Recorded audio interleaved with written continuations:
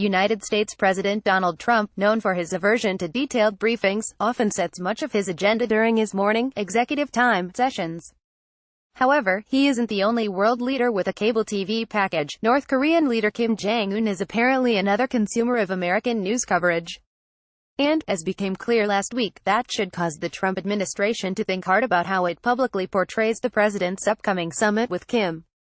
The much-anticipated meeting, scheduled for June 12 in Singapore, will likely be the most important diplomatic event of the year. But last Wednesday, North Korea suddenly undercut the hype, announcing that it would postpone talks with South Korea because of Seoul's joint military exercises with the U.S. Then it suggested it could pull out of the summit with Trump, too. The threats weren't entirely unexpected. As many analysts noted, North Korea often backtracks on promises as a negotiating tactic. Noted writer and editor Allison Evans tweeted, "One reason North Korea just won lots of photos and an hour of footage from the Kim-Moon summit. Kim Jong-un doesn't need another photo op just yet." But later, North Korea released another statement that presented more significant objections to the Trump administration's view of the Singapore summit. The complaints seemed to come in response to cable news appearances by U.S. officials. This past week, U.S. Secretary of State Mike Pompeo and National Security Advisor John Bolton appeared on TV talk shows and discussed Trump's plans for his meeting with Kim. Pompeo reiterated to Fox News that the U.S. would demand the complete, verifiable, irreversible denuclearization of North Korea, while Bolton told CNN that North Korea is in a weak position due to Trump's maximum pressure policy of economic and diplomatic isolation. And while he didn't mention it in recent days, Bolton has previously touted the example of Libya's denuclearization as potential precedent. In 2003, the then dictatorship in Libya agreed to give up its nuclear efforts in order to get relief from U.S. sanctions and repair its moribund economy. "I think we're looking at the Libya model of 2003-2004, he said to CBS News last month.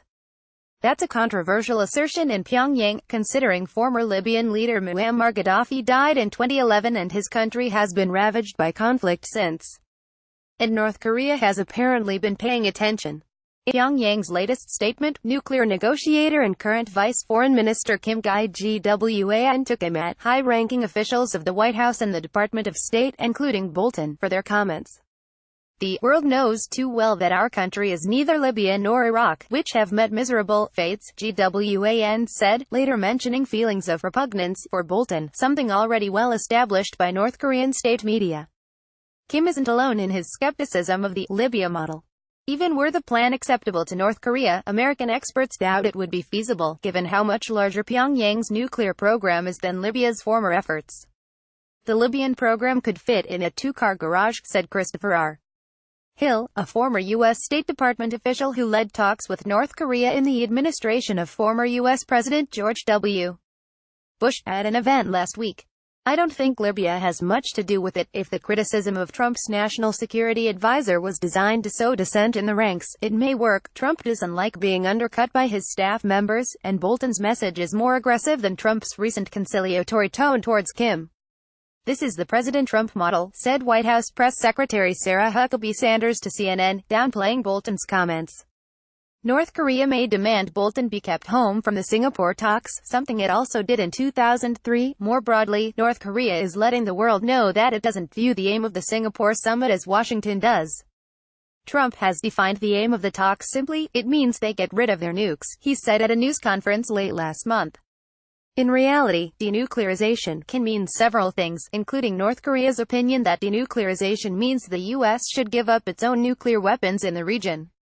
Experts opine that the surest way for the summit to end in disaster is if Trump enters with the false belief that denuclearization of the Korean peninsula means Kim unilaterally surrendering his nuclear weapons.